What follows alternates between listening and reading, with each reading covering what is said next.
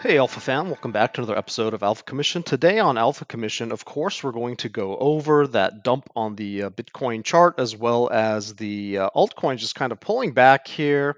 Whenever Bitcoin gets weak, the altcoins are definitely going to get a little bit more weak. And so, guys, just we're up at this macro resistance, and it's just going to be that way. Okay, so you know we had a nice push and everyone's kind of looking like how far back is Bitcoin going to pull back, and the fact that we're going sideways is pretty good because it means that our Bollinger Band midline has a chance to catch up with us.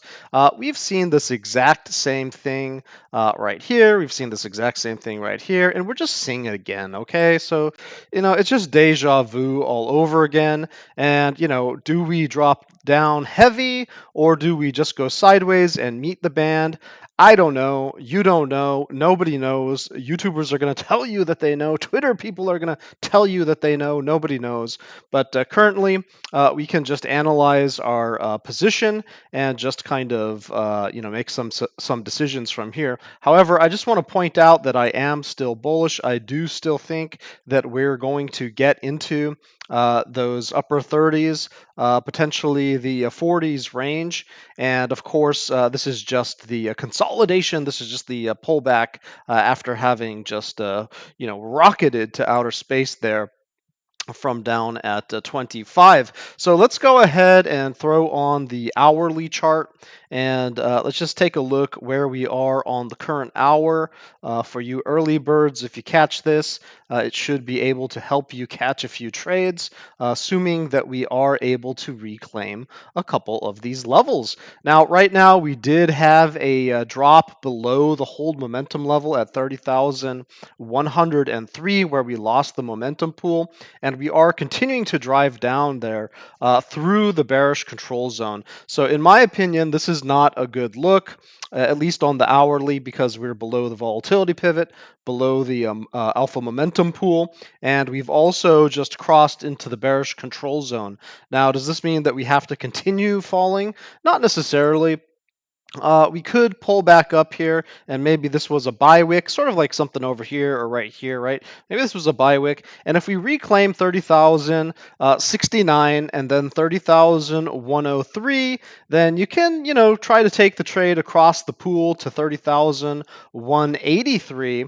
And should we reclaim the volatility pivot somewhere around 30,275, well, the Bollinger Band midline is going to come down to greet you. You could get embedded in that area, and then if we reclaim the neutral point of control at 30,346, then we may try to take out this liquidity up here, and bulls will have a chance to get in charge again. But we're nowhere near there right now on the hourly, but we're just kind of toying around with that bearish control zone. So we're gonna have to see, do we put a couple hourly candles below the bearish control zone, or are we able to dip our toe back into the alpha momentum pool and this was all just a little fake out here? Well, currently, if we do take a look at our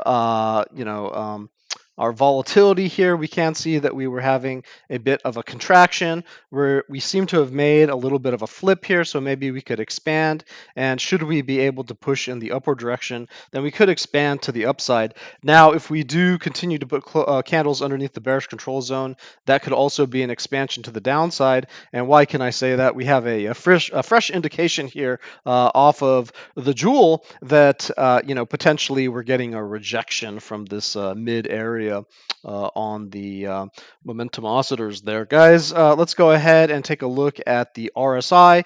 And same thing here on the RSI. We got a nice bounce off the bearish control zone, but we are kind of pushing back down into that area. Got a little rejection off the midline. Now, this could, again, just to have a nice bounce and come back up, maybe make a little bit of a kind of a W formation here. But if we do lose this area, it does suggest that we could kind of get stuck under there and have to make another structure. So just be aware of what's going on the hourly. That's why I'm spending so much time there, and we could just have another drive down, and maybe that's going to be the one that pops us back up. Guys, let's go ahead and jump over to the 6 hour. And let's see, where's Where's my stuff? Okay, I've got so many folders on this thing. There we go. There's the 1 hour.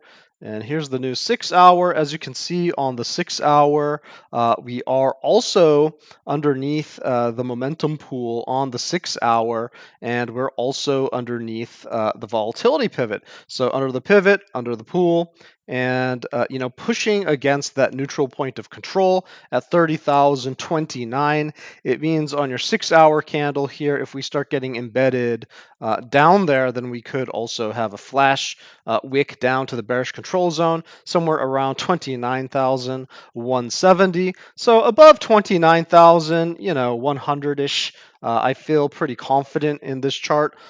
Getting under the bearish control zone on the 6 hour would not be a good thing. That's not the easiest thing to recover from. So I'm totally cool with the 1 hour and the 6 hour kind of dipping down, but I don't want to lose the bearish control zone on the 6 hour. That's my personal perspective on it. And, I would just think that anywhere down to this area would just be a buying opportunity. And of course, we can analyze that later.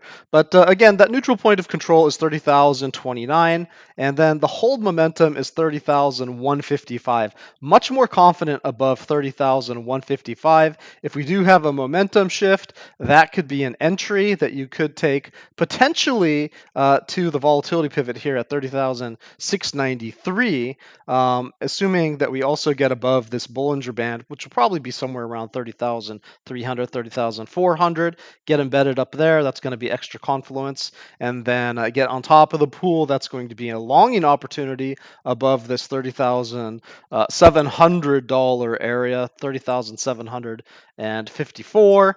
And then the bullish control zone is 30,808. So those are the numbers that you're really looking at. And again, as long as we hold the neutral point of control, and if we can flip this hold momentum, I would probably position myself to long this pool. But if we embed underneath the neutral point of control, just going to be a little bit dicey. Could have a little bit of flash wick or something down here, grab some liquidity, and maybe pop back up. Guys, let's go ahead and go over to the daily. And on the daily, you can see not the same thing, but similar in that our volatility pivot is quite high.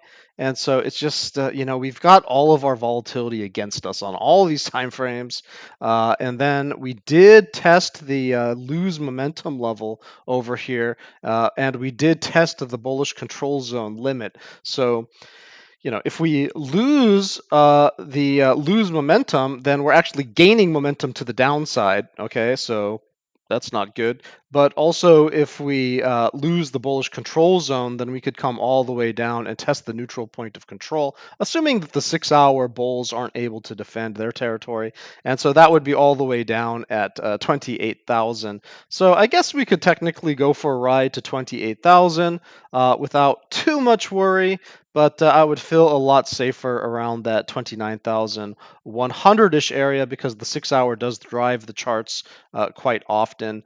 And but there's the Bollinger Band right here on the daily. So assuming we just tap that and then keep going, I'm not, I'm still not going to be worried. I just would prefer if we get a nice bounce off of it, okay, guys? And that would be turbocharged by grabbing this liquidity down here. So that would be also a potential buying opportunity. You just have to understand that we could take a lot longer to get out of there because we're going to be embedded under the 6 hour bearish control zone. We're going to be coming up to 3-month and 6-month closures on the Bitcoin chart, so I'm going to address that in a later episode. However, I hope this one did help you out. Let's go ahead and just double check what's going on here. We are getting a volatility flip on the daily as well, so let's see how this kind of matches up with our price action.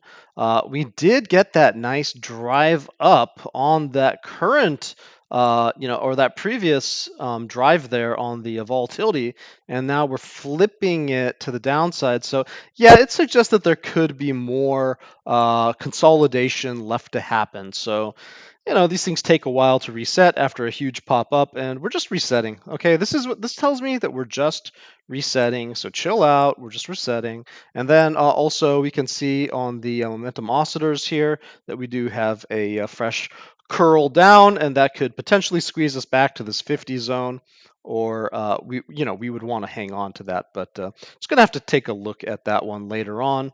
And of course, we are losing some of our positive DI here on the ADX, which is slowing down. So our drive to the upside has officially slowed down, turned down, but more importantly, the DI negative is turning up, and it is approaching that critical level where these two could swap places, and maybe we do have a drive down. If it gets rejected there, if the red one gets rejected here, then we could just have a fake out and just continue to the upside. But everything is telling me that we're still doing a consolidation, so we're just sideways and a little bit down. I hope that we don't have a powerful down move. Again, strongly prefer to be above 28K. Really would prefer to be above 29,100 just for everyone's safety. And then you can see if we do get above 30,650, 30,700, we're going to be in that territory to potentially, just take off again, and maybe this was the dip, okay? But I don't see that necessarily happening. But as long as we're holding the pool on the daily, if we get the general continuation at 30,189 and then pop up to 30,650, which it's definitely within range. Okay, this is just like the normal candle behavior over here in the pool. Just I can't be too biased one way or the other. Just a little bit biased to the downside, but we are in the bullish control zone still. So again, it's just like just price action, doing normal price action stuff. Okay, and I'll get you in an update, guys. I do have bad news. One of my relatives did pass away, so if I'm not too speedy with updates, please forgive me. But yeah, that's how it goes, guys. All right. So take care of your loved ones, and don't lose any of your time on Earth. Please make sure you take full advantage of your life and your opportunities around you, and hang on to those who you love. Guys, that was your alpha for the day. Stay safe and happy trading.